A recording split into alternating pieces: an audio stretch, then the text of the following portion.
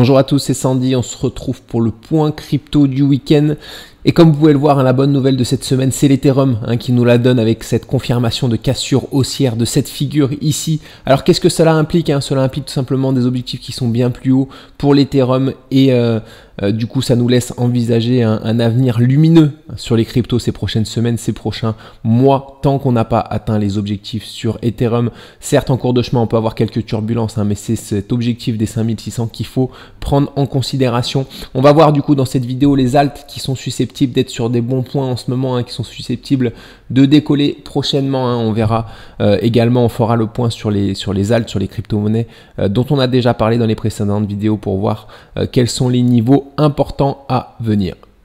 On commence avec le Bitcoin ici en hebdomadaire.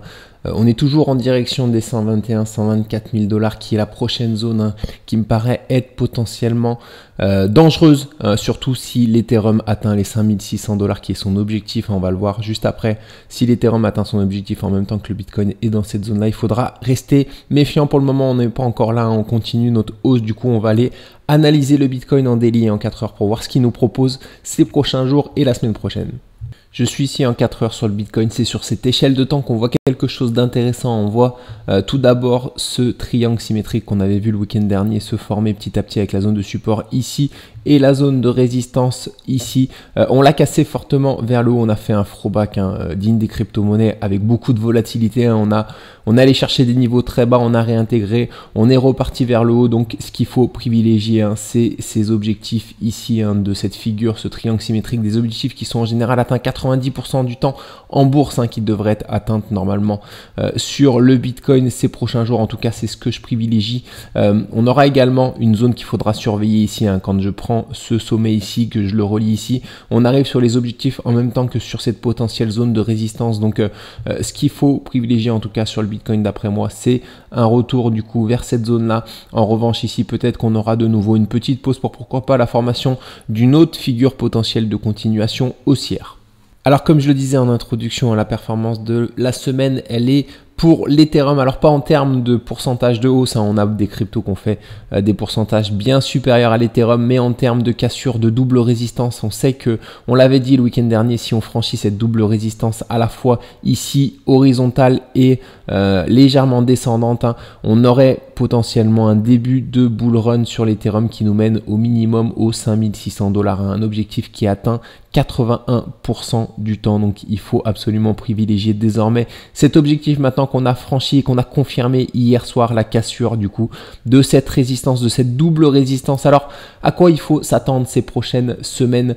Alors on a 60% de chance d'aller directement vers les objectifs. Bien sûr, on n'ira pas directement, d'autant plus que on a les plus hauts historiques en chemin, les 4900 dollars, entre les 4900 dollars et 4600 dollars. On pourrait avoir potentiellement une petite correction ici, une petite figure de continuation haussière, ou alors une correction peut-être un peu plus importante.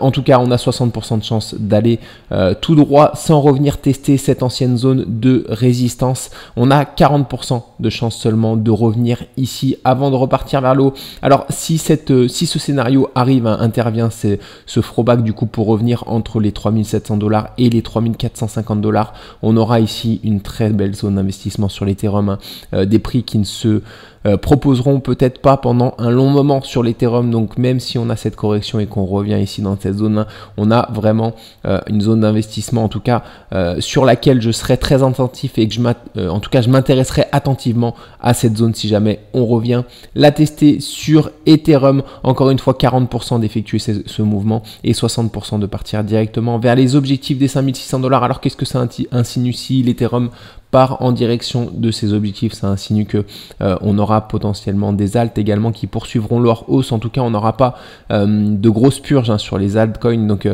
c'est le moment de voir d'après moi lesquelles sont intéressantes en ce moment, parce que potentiellement on a une hausse de plusieurs semaines et plusieurs mois qui pourrait intervenir en tout cas jusqu'à l'atteinte de cet objectif sur l'Ethereum.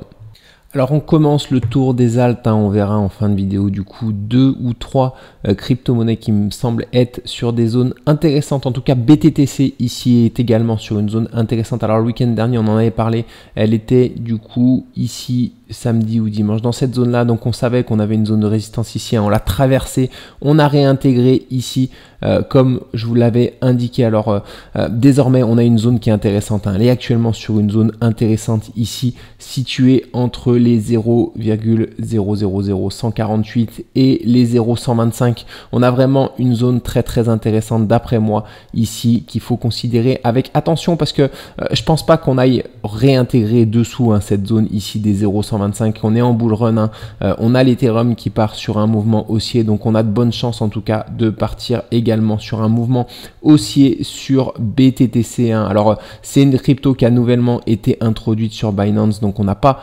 spécialement d'objectifs intéressants, enfin en tout cas de précis, mais si on revient ici dans cette zone là et qu'on casse bel et bien cette résistance, je pense qu'on peut du coup prendre l'objectif ici, l'amplitude totale jusqu'à cette résistance, voilà, et qu'on peut reporter du coup à la cassure.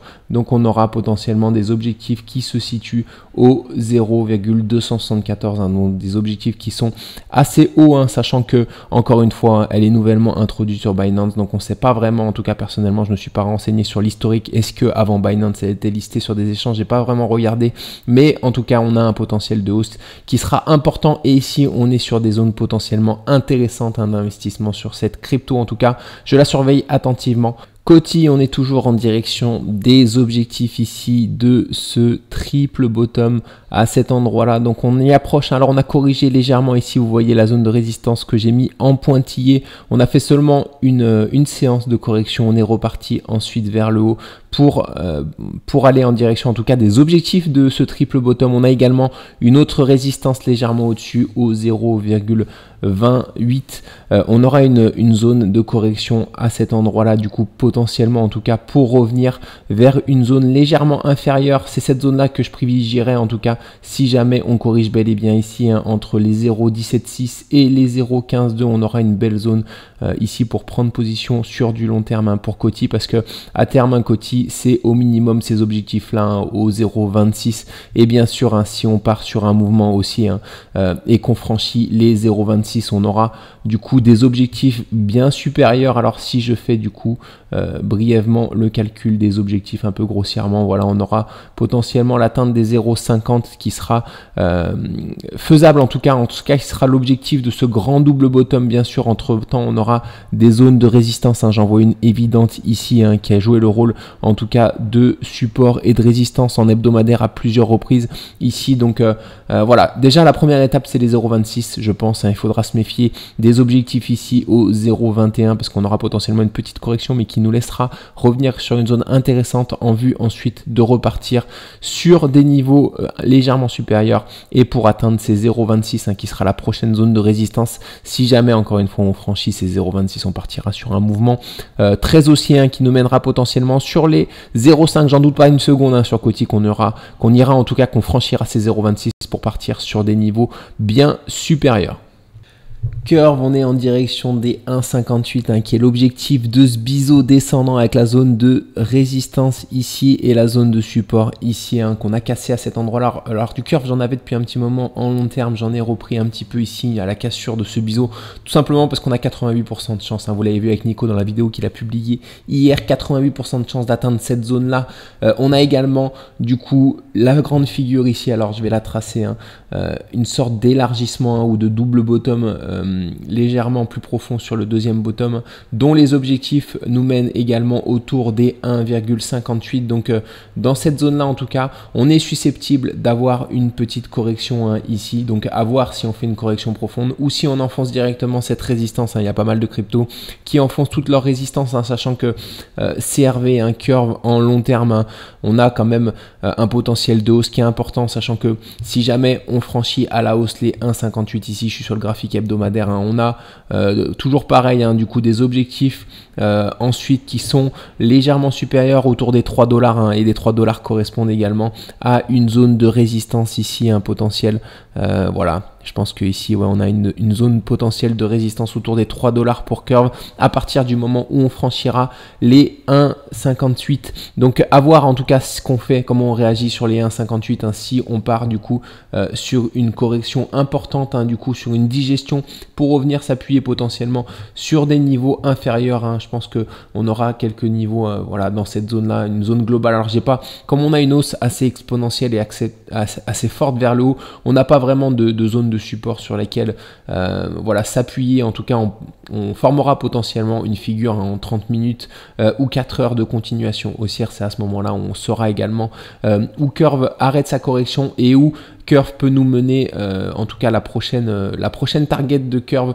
Il faut du coup garder à l'esprit toujours les 1,58 sur laquelle on est susceptible d'avoir une correction. Et ensuite, hein, si on franchit ces 1,58, on a les 3 $ en ligne de mire pour CRV. Alors CVX, hein, j'essaye de la prendre depuis qu'elle a franchi du coup la résistance de son biseau descendant, parce qu'on a des objectifs aux 8,66 $, hein, qui sont très intéressants. Elle est partie tout droit, j'ai pas réussi à la prendre malheureusement, hein, et puis forcément à un moment donné il faut faire des choix également. J'essaye de ne pas être investi sur plus de 20 ou 30 cryptos, hein, parce qu'après quand il faut sortir de position, c'est trop difficile, hein, de sortir de position si on a trop de cryptos, si on a investi sur trop de cryptos. Donc voilà, il faut faire des choix. Et du coup CVX, j'aurais aimé la prendre en tout cas en position, hein, sur des retracements. Ça n'a pas été le cas, elle n'a pas proposé de retracement intéressant, elle est partie directement vers les objectifs, hein. Malheureusement elle a fait une belle performance, hein, depuis la cassure de sa résistance, hein. On était aux 2,60, on arrive proche des 8,60, donc on a fait x3,5 potentiellement, hein. On est susceptible d'atteindre en tout cas les 8,67 assez rapidement. Une fois qu'elle sera à 8,67, elle pourra faire une pause peut-être de quelques jours, quelques semaines, sachant que CVX potentiellement, je vois une autre zone de résistance importante sur cette zone là, en tout cas à cet endroit là autour des 15 $, hein, mais sinon elle a été introduite également récemment. J'ai pas l'historique complet je pense sur CVX, donc je sais pas trop en tout cas les prochaines zones de résistance, hein. Une fois en tout cas qu'on aura franchi les 8,77, on partira potentiellement sur un mouvement d'ampleur en tout cas haussier, mais il faut s'attendre ici sur ces niveaux là au 8,60 à avoir en tout cas une petite pause sur CVX, hein. Je pense que ce sera le moment, vu le mouvement qu'elle vient d'effectuer depuis quelques jours, quelques semaines, là ce sera le moment pour CVX en tout cas de recharger un petit peu les batteries, hein, et de se reposer avant potentiellement de former une figure de continuation haussière pour lancer sa seconde partie de bull run. EGLD, du coup je vous en parlais la semaine passée, hein, elle était autour de ces niveaux là, voilà, ici sur cette résistance là, je vous disais que si jamais on corrigeait pour venir dans cette zone là, on aurait une zone d'investissement intéressante. Cependant ça n'a pas été le cas, on est parti directement vers la zone de résistance que j'avais identifiée la plus haute. Pour le moment on est en train de corriger en tout cas autour des 57 $. Alors est-ce qu'on vient rechercher une zone légèrement plus basse, notamment celle-ci, hein? Je pense que c'est possible, hein, vu qu'on fait... Cependant ici j'ai l'impression qu'en 4 heures on fait quand même une sorte de figure de continuation haussière. Donc à part si on a une correction importante du côté de l'Ethereum ou du BTC, on n'ira probablement pas chercher cette zone là pour repartir vers le haut. Donc à voir en tout cas combien de temps on cale sur cette zone là. En tout cas si jamais il y a une zone intéressante, elle est située ici entre les 48 $ et les 42 $ sur EGLD d'après moi. Une fois qu'on aura franchi cette zone des 57 $, le prochain objectif, hein, c'est bien sûr ici les plus hauts, les 77 $, sachant que si je dézoome un petit peu, hein, on a un grand double bottom ici, hein, qui nous donne comme objectif, une fois qu'on franchira les 77 $, qui nous donne comme objectif les 133 $, hein, et les 133 $ concordent également avec une zone de résistance et de support situé aux 128 $. Donc ce sera la prochaine zone, hein. Une fois qu'on aura atteint les 77 $, qu'on les aura franchis par le haut, il faudra se méfier en tout cas dans cette zone, enfin se méfier, il faudra voir en fonction du positionnement du BTC et de l'Ethereum à ce moment là, parce qu'on aura potentiellement une prise de bénéfice ici et une correction un petit peu plus longue sur EGLD. En tout cas, pour le moment, ce qu'il faut surveiller, c'est comment on réagit sur cette zone des 57 $, si on la transperce rapidement pour partir sur les 77 $, ou alors si on vient corriger pour proposer cette zone légèrement plus basse des 47-42 $ qui me paraît être intéressante.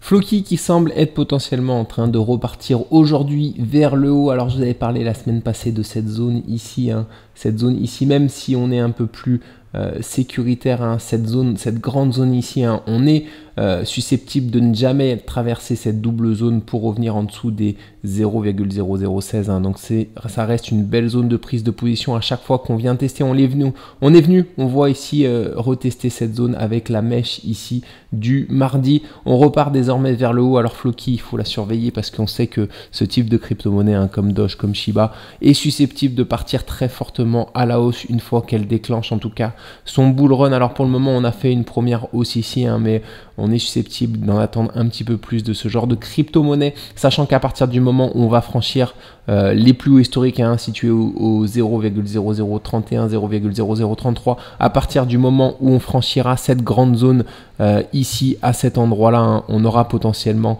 Floki qui partira sur un mouvement d'ampleur potentiellement fortement haussier, sachant qu'on a quand même une petite zone de résistance ici sur laquelle on est susceptible de venir caler si jamais on arrive du coup sur cette zone là, mais ensuite on aura potentiellement du coup vraiment un mouvement très haussier qui pourrait intervenir sur ce genre de crypto-monnaie. Donc il faut la surveiller attentivement. En tout cas, la zone de rechargement est passée, là j'ai l'impression qu'on repart vers le haut, donc on est maintenant désormais parti sur un mouvement probablement haussier sur Floki. FTM, je vous en avais parlé la semaine passée, du coup je vous avais dit qu'on était susceptible d'effectuer une petite pause à l'arrivée sur les objectifs de cet élargissement et du biseau descendant, hein, qui se situe autour des 1,22. Comme on peut le voir, hein, ça n'a pas été le cas, on a traversé cette zone, on est en train de partir de nouveau vers le haut, sachant que FTM, hein, maintenant qu'on a franchi du coup cette zone qui était une zone de résistance qui me paraissait importante, hein, située ici, maintenant qu'on a franchi cette zone, hein, on est susceptible d'aller chercher les 1,88 $, qui est d'après moi la prochaine zone en tout cas de résistance sur Phantom. IMX, on est encore sur des niveaux intéressants, sachant qu'on a atteint les objectifs du coup de cette structure, de cet élargissement descendant avec la zone de résistance ici, la zone de support ici. On est parfaitement sur les objectifs. Du coup, on commence à corriger.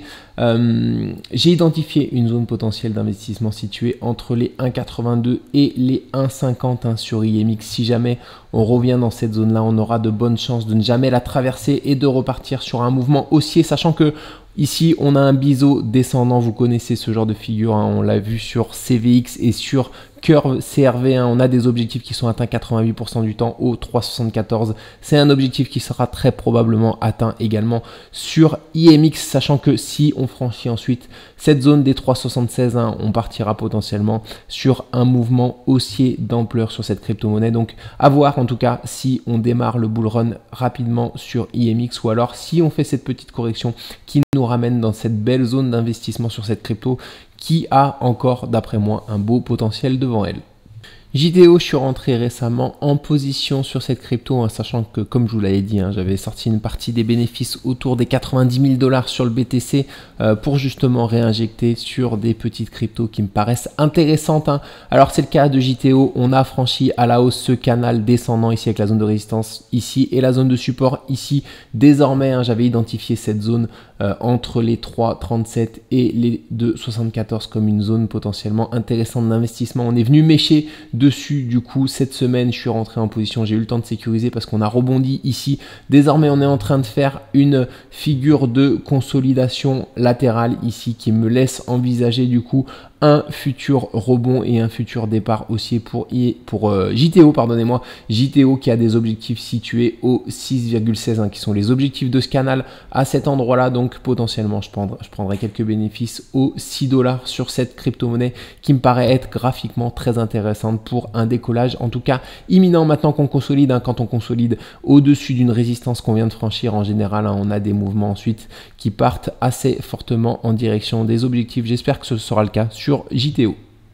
Home, je vous avais dit la semaine passée que j'étais entré en position sur Home, en tout cas j'en ai en long terme, mais je suis rentré sur cette position du coup en trading, hein, pour viser un objectif. L'objectif de ce drapeau ici, on voit qu'on a un fort mouvement aussi, on a une correction latérale, du coup on a du coup un drapeau dont les objectifs se situent autour des 6, alors je vois mal, 67, 78, 6,70 $. Donc ici je suis rentré sur la petite figure, je suis en 4 heures à cet endroit là, on a un triangle avec une zone de résistance ici en rouge et une zone de support ici qu'on a cassé par le haut. J'étais rentré en 30 minutes ici, vous voyez ma ligne verte, on a atteint les objectifs de ce petit triangle ici qui sont à cet endroit là. Du coup j'ai pu sécuriser ma position. À ce moment là on est en train actuellement d'effectuer une consolidation latérale qui nous laisse envisager une poursuite haussière à partir du moment où on franchira les derniers plus hauts, en tout cas les plus hauts historiques sur Ohm. On partira potentiellement rapidement en direction des objectifs, encore une fois, qui se situent autour des 6,74 $, qui sont les objectifs de cette petite consolidation de ce drapeau sur Ohm. SUI qui a globalement la même configuration sous forme de drapeau que Ohm. Je suis également sur le graphique en 4 heures. Donc les objectifs de ce drapeau se situent au 5,77 pour la crypto-monnaie SUI. La semaine passée, on en avait parlé ici, on était sur une double figure de poursuite haussière. Alors la première figure, c'était ce petit élargissement descendant avec la zone de résistance ici, la zone de support ici qu'on avait franchi à la hausse. Du coup, on calait sur une zone qui avait joué le rôle de support puis de résistance autour des 3,63. On avait vu ensemble que si jamais on franchissait cette zone des 3,63, on partirait probablement sur un mouvement haussier. Ça a été le cas, on l'a franchi à la hausse ici, on est revenu s'appuyer dessus et on est en train de repartir vers un mouvement haussier désormais. On a franchi les plus hauts historiques, donc d'après moi, on est en direction rapide des 5,77 $, qui est un objectif qu'on aura, d'après moi, pas de mal à atteindre dans les prochains jours ou les prochaines semaines sur SUI. Theta, on en avait parlé la semaine passée, elle était en train de franchir la zone de résistance des 2,50 $. Désormais, elle a rejoint assez facilement les 3,10 $. On avait identifié cette zone si jamais elle revenait la tester. Ce sera probablement pas le cas, à part si on a une correction importante du côté de l'Ethereum ou du Bitcoin. Mais c'est pas ce que je privilégie, en tout cas, l'atteinte de cette zone-là. Je privilégie plutôt une figure de continuation haussière. On voit que méfiance quand même parce qu'on a un petit essoufflement des hausses qui commence à être de moins en moins puissamment haussière, donc il faut voir ce qu'on forme ici en 4 heures, en 1 heure sur la crypto Theta. Cependant, une fois qu'on aura franchi les 3,07 et les plus hauts historiques des 3,82, on aura des objectifs légèrement plus hauts. Je doute pas qu'on ira les chercher du coup sur la crypto Theta, quand je reporte du coup l'amplitude de ce grand double bottom ici, cette figure de retournement jusqu'à la cassure, on arrive autour des 7 $, les 7 $ qui sont globalement une zone qui pourrait jouer en tout cas le rôle de résistance et de support, en tout cas qui a joué le rôle historiquement de résistance, de support ici, puis de résistance à plusieurs reprises, qui pourrait également jouer le rôle de support. Alors j'ai pas de zone clairement identifiée ici en journalier, il faudrait que je passe en hebdomadaire, mais en tout cas ce qu'il faut retenir, c'est les 7 $, qui sont l'objectif de ce grand double bottom et qui pourrait être atteint assez rapidement à partir du moment où on franchira les plus hauts historiques sur Theta, qui sont les plus hauts historiques récents, pardonnez-moi, qui sont les 3,78 $.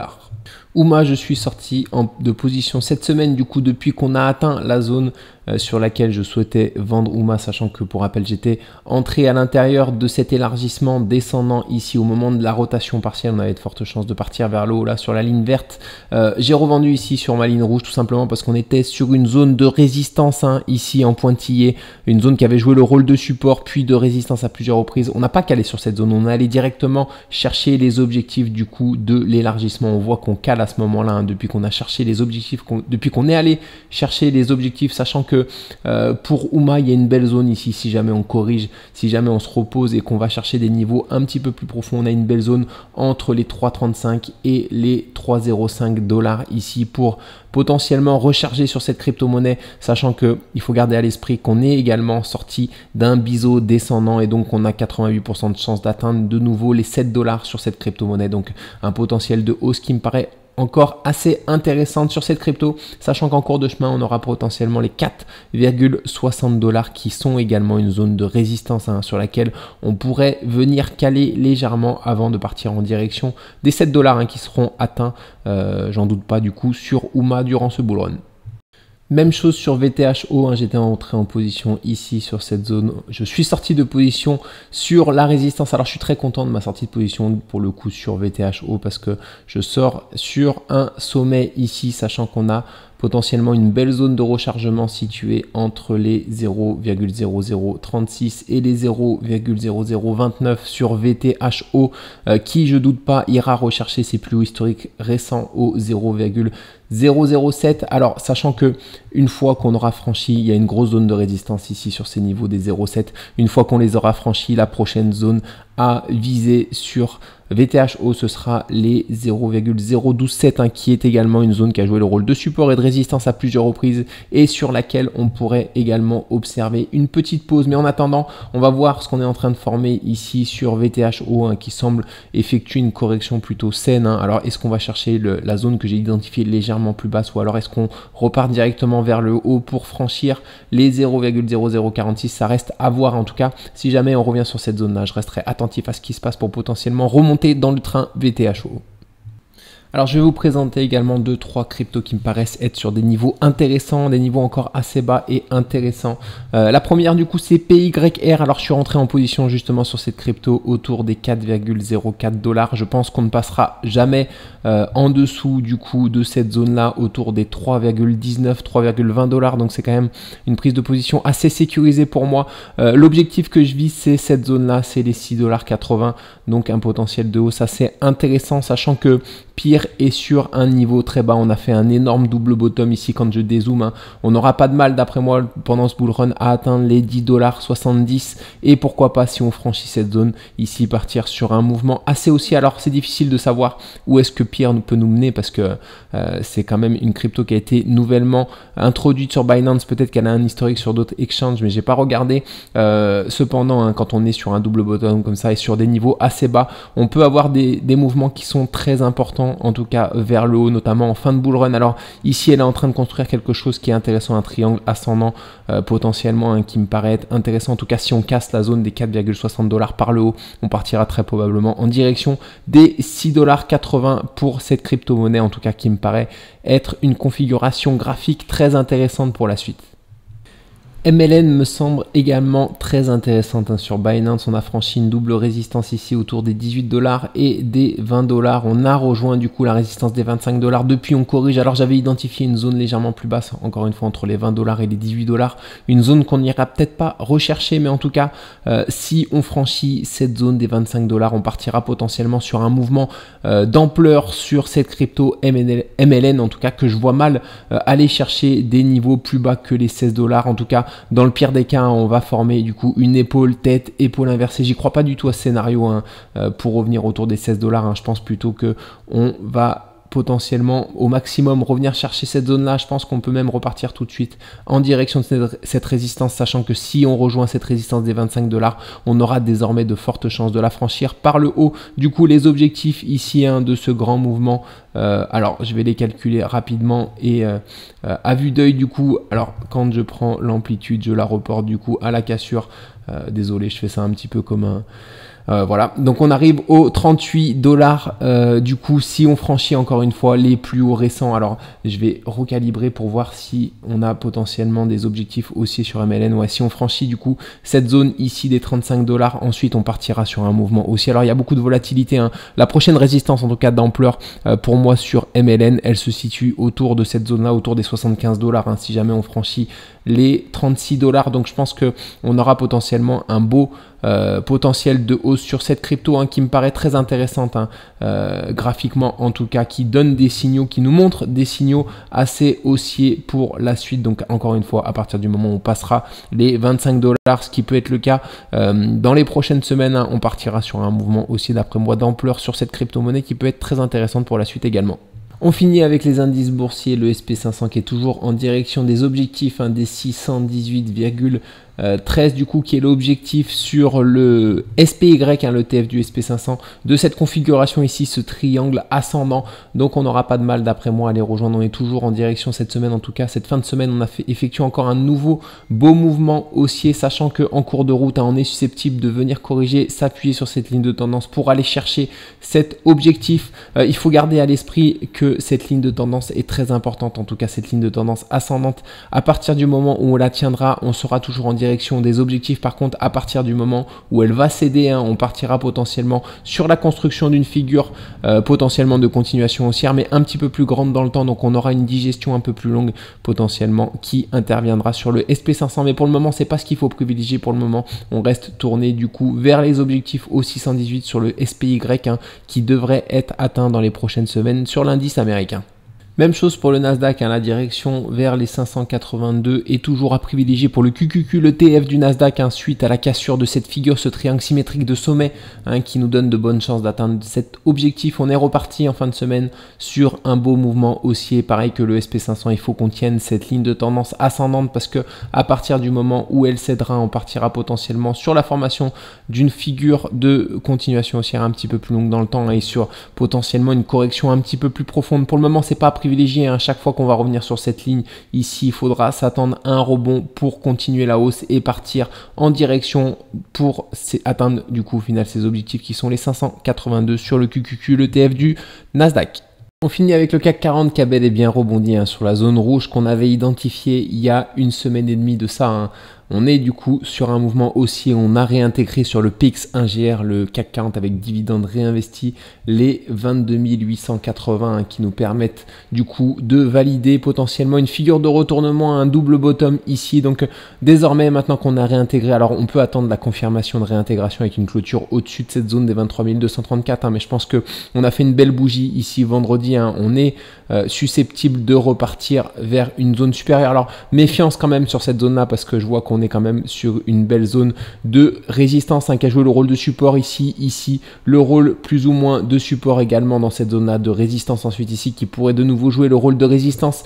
Donc il faut rester méfiant quand même. J'aimerais bien avoir une confirmation de cassure avec une clôture au-dessus de cette zone la semaine prochaine, en tout cas des 23 230 pour valider ce réintégrement, cette réintégration en tout cas, ce qui nous permettrait en tout cas de revenir assez sereinement sur la zone des 24 000 qui sera la prochaine zone très dur à passer du coup sur le CAC 40. On sera susceptible à ce moment-là d'observer une correction, potentiellement de revenir sur cette zone-là avant de la franchir bel et bien pour repartir sur un mouvement haussier. Mais c'est cette zone-là qu'il fallait privilégier pour un rebond, en tout cas la grande ligne de tendance rouge, on en avait parlé.